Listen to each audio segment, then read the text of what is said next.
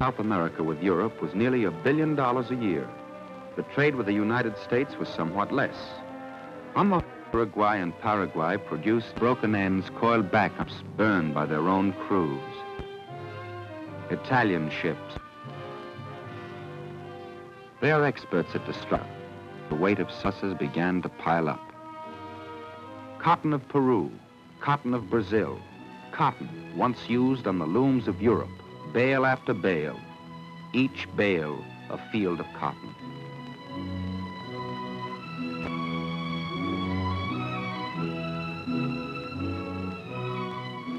Cotton which South America needs, and needs badly, but cannot use, does not have the machines to use to weave 1/10 of its own cotton. The new warehouses filled to the roof with sacks of coffee. Here are the years of war: 1939, 40, 41, 42, 43. 1 billion cups of coffee, product of agriculture that grows nothing but a single crop. And the immense pampas of Argentina, with a climate like our own Midwest, grow beef, wheat, corn. But today, only the beef is taken. The wheat ripens too long in the fields, is back into the silence of the granaries. 200 million bushels of surplus a year. Countries which depend for their life on 1 or 2 or 3 crops feed these crops at last only to the run of field. The corn is stored outdoors. There's no more room in the warehouse. Will this food ever be eaten? Quien sabe? No one knows. It is corn that the United States doesn't need, that Europe cannot get. Corn has dropped to 1 cent a bushel. Corn is cheap. Corn can be bought by the wagon load, left on the cob till it grows dry and hard in the sun.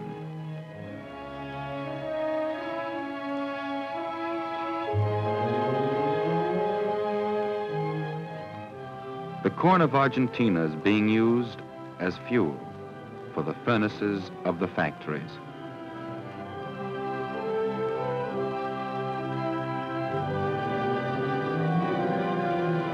This food but cannot get it. She lacks trains, roads, trucks to move it. And in Europe there is war. The blacksmith burns corn on his forge. The surpluses of South America are burning. But other fires burn in South America, night and day, the fires of industry.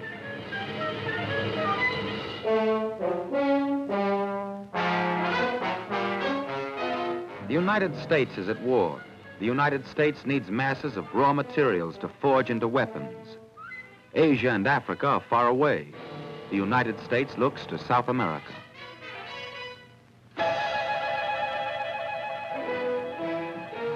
Under the soil lie pools of high-grade oil. New wells go down night and day. Wells to supply new oil to American fighters.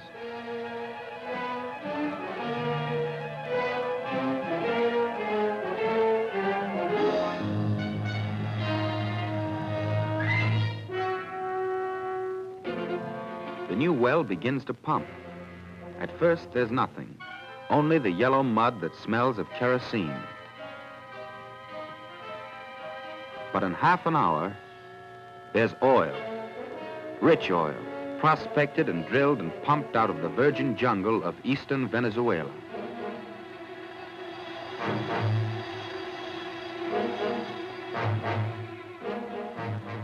And in the Chilean desert, life.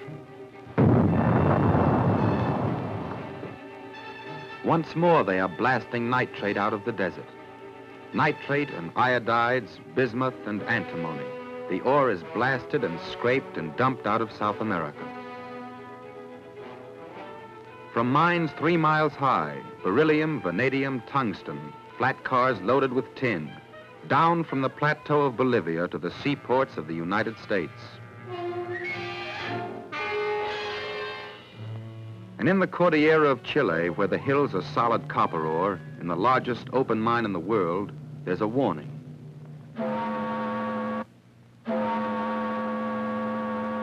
Then silence.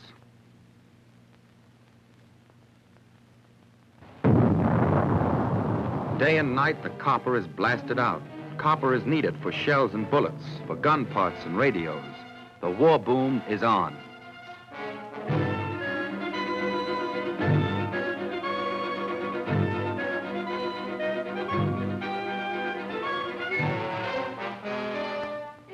The metals needed by the United Nations, copper and lead and manganese, reach new levels of intense production. Sheets, bars, ingots, aluminum ore, sheets of mica, industrial diamonds and rare metals, and raw goods of every kind, pouring out of South America, moving by plane, steamer, and truck toward the factories of war.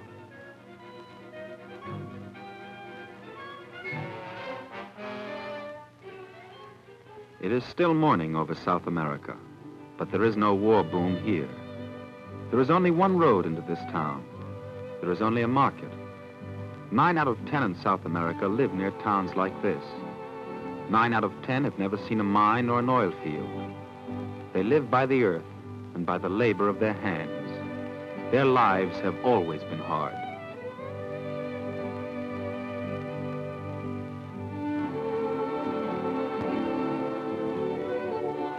Nothing changes here but the faces on the coins.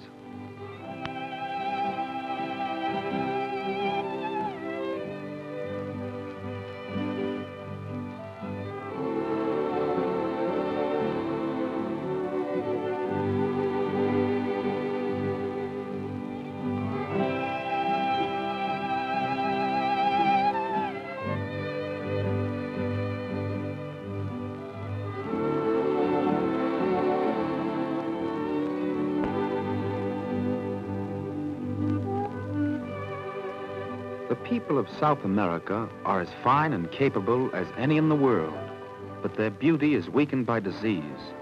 And their children, too. Many of them will die before they can read.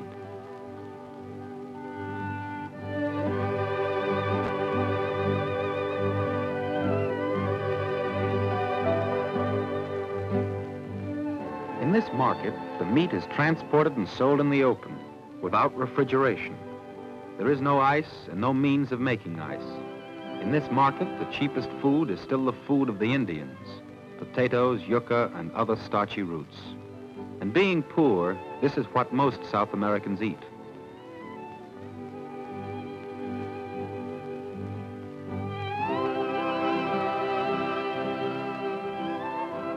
Potatoes, dry corn, kernels of starch to be ground into bread. That's what is sold. That's what is bought in every South American town this morning. The morning passes. Corn is ground on a stone mortar. The midday meal is being prepared.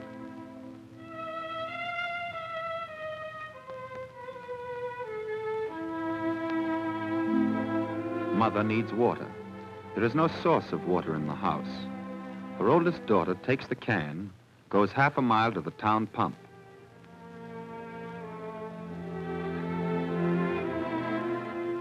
The utensil which the daughter carries has great advantages. It's quite unbreakable and it leaks only a little. It is the product of an American oil company. But this family has no use for the oil.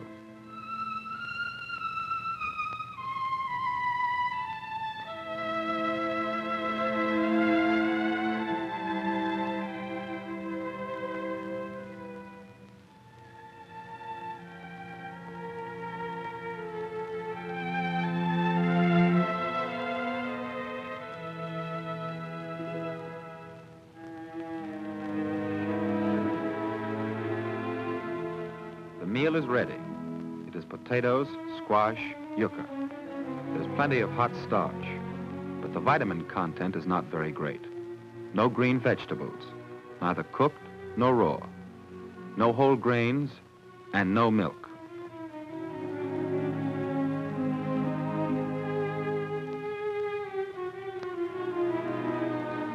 The baby gets sugar and water.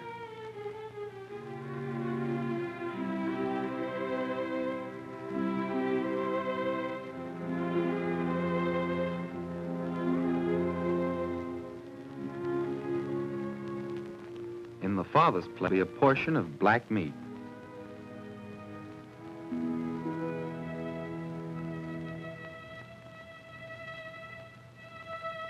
So the meal ends, and the afternoon begins, and work begins again. They are making pack saddles for mules, for only mules connect this town with the world around it.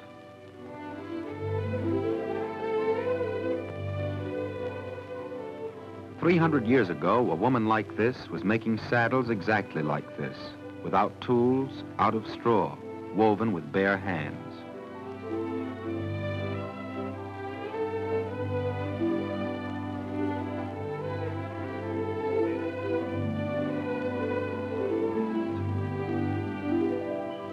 The people of South America, in the great majority, live not by wheel and gear and kilowatt, but by hand and foot and back, using bone tools, taking weeks and weeks to weave a single garment. The productivity of such labor is very low.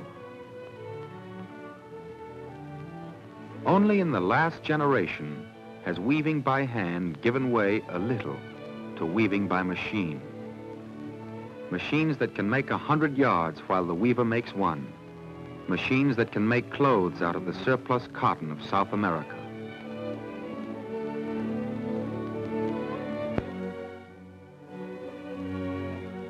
Bright new factories making cloth, textiles, paper, even cement and glass. New thousands of industrial workers, but they are only thousands. The millions of South America still work in the old way. Work on the land, scratching the earth with slow oxen and a wooden plow.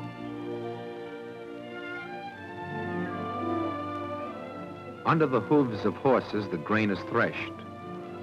The chaff is thrown to the wind with a wooden fork. This is the agriculture of 1,000 years ago.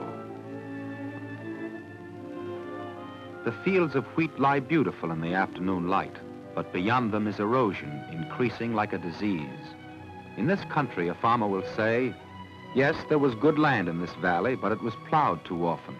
Now there is always too much water or too little water, and sometimes no seed will take root.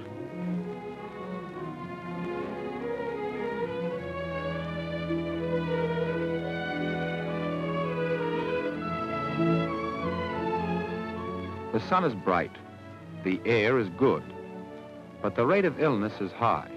The chief disease, malnutrition. Everywhere in the world, somehow, the face of poverty is the same. How will this girl grow up? Into what kind of South America? Perhaps the answer is here, in the continent itself.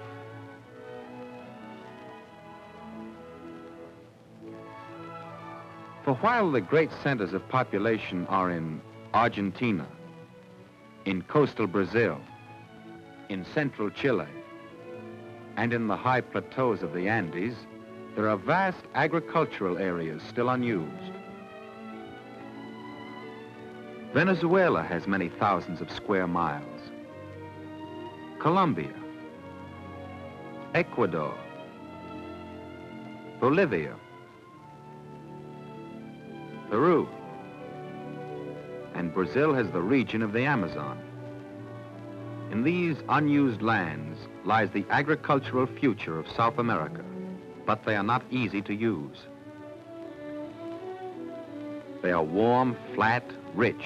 They have abundant water, too much water.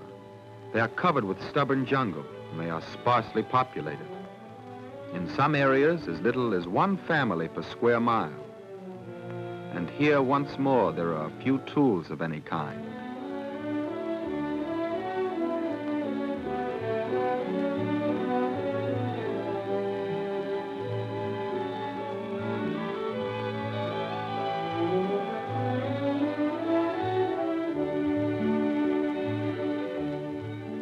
Around them is the silence of the jungle, a land without winter, breeding place of plant, animal, and human diseases, hot and moist, crawling with life and with the enemies of life, with insects that can devour a crop from roots to leaves.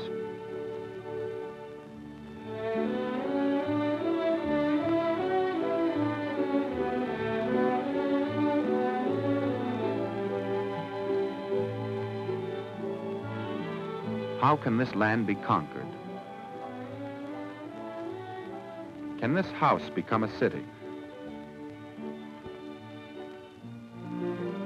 Are there tools to do the job? The tools are still in the ground. Unknown, unused, the wealth of South America still lies enclosed in stone.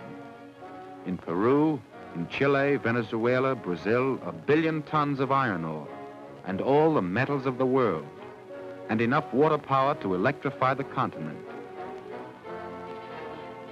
With these resources, South America can open the doors of the 20th century.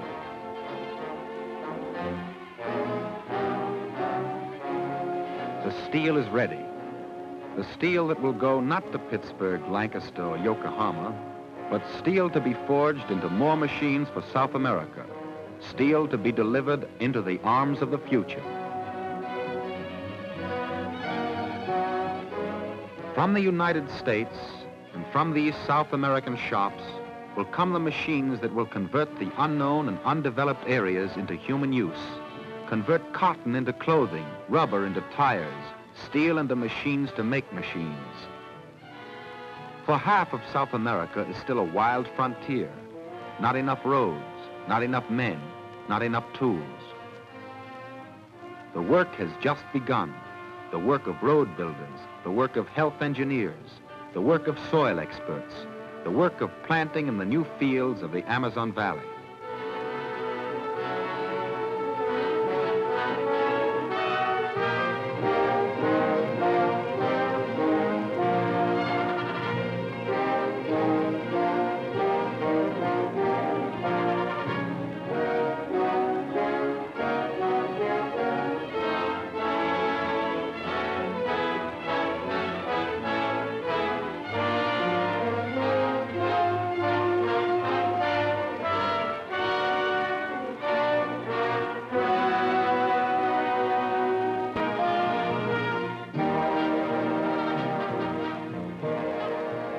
The seeds are those of rubber.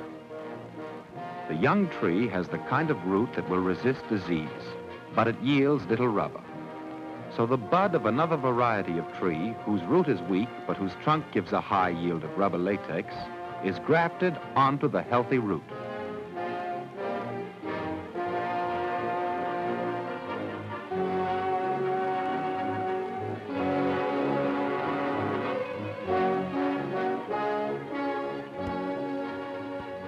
Seven years of care by Indian workmen of the Ford plantation, and out of the Amazonian forest comes the full yield of liquid rubber. Science can make the jungle straight, make it yield, not one crop, but many. Oranges as well as industrial rubber, pineapples as well as rice and cacao, and all the known vegetables of the world.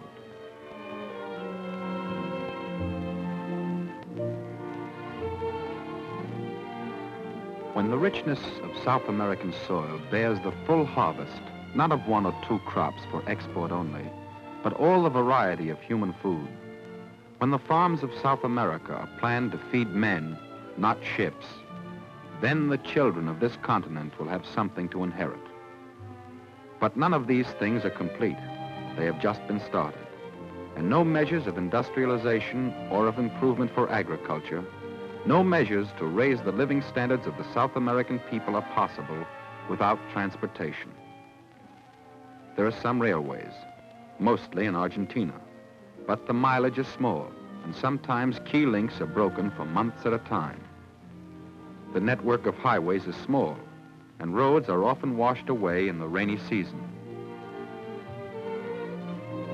There are steamer routes, but mostly to other continents.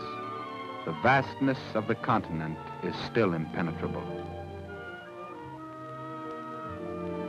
The great rivers of the Amazon system, sometimes as wide as 200 miles, are still used mostly by small craft, by native canoes, or not used at all.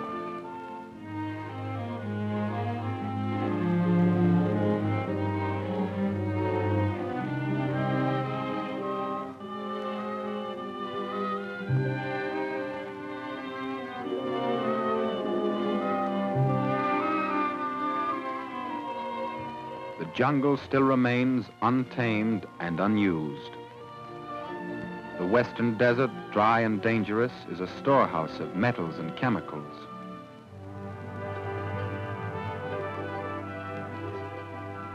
One railroad and one highway across the length of its 2,000 miles.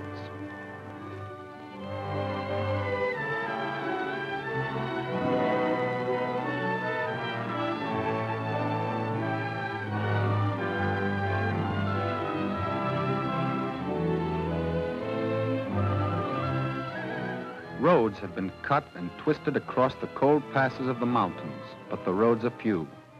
The Andes still hold like a wall, the second highest in the world.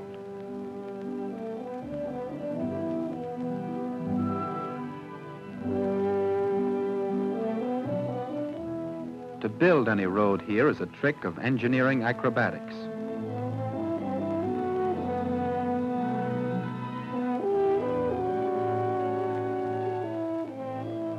It is not easy to drive along these cliffs, to follow the chasm of these twisted rivers.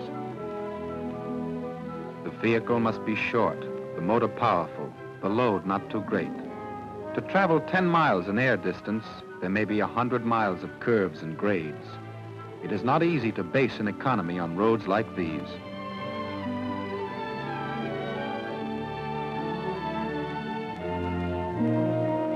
Because you cannot go fast, you cannot go far. The corn of Argentina burns and the coffee of Brazil rots, while each valley tries to live alone. The things people need are still carried on the backs of mules.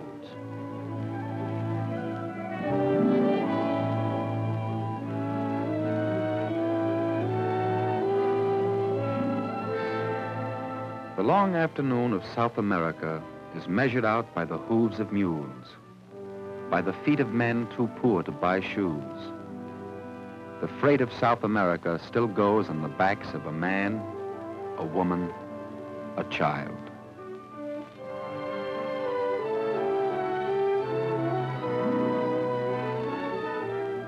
While this woman climbs, 5 centuries pass, and above her head there stands a bridge, the bridge of air itself, the bridge that springs toward the future.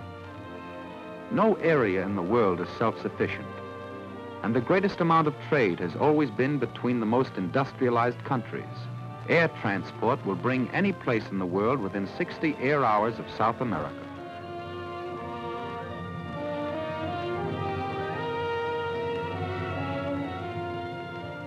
Let us watch the future.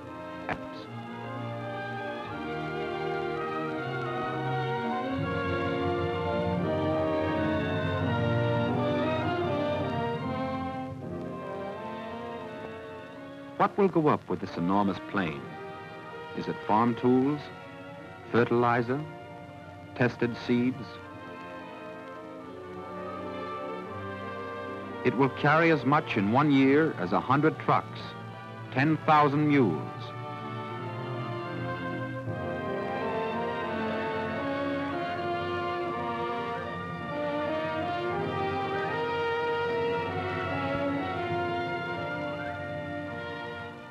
Is it books, charts, microscopes for a new college, or whole tractors moving up to replace the last of the wooden plows?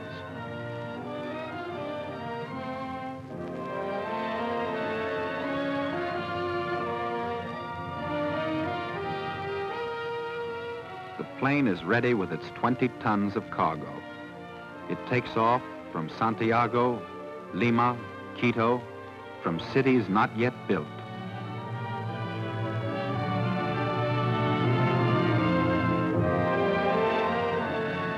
Workmen of Ecuador multiply this plane 1,000 times. Multiply it, miner of Bolivia. It skips the jungle, uses the shortcuts of the air. The Indian of Brazil will be the neighbor of a woman and child in cold Peru. Above their heads, a motor flies in the softness of the air.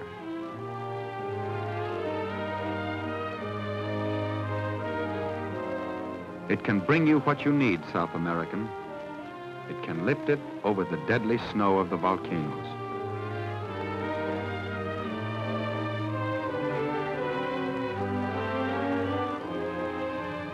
Here there are no obstacles of mountain, swamp, or desert. Here there are no boundaries between country and country. The air itself can carry the traffic of all the continents. The air is the bridge into the future.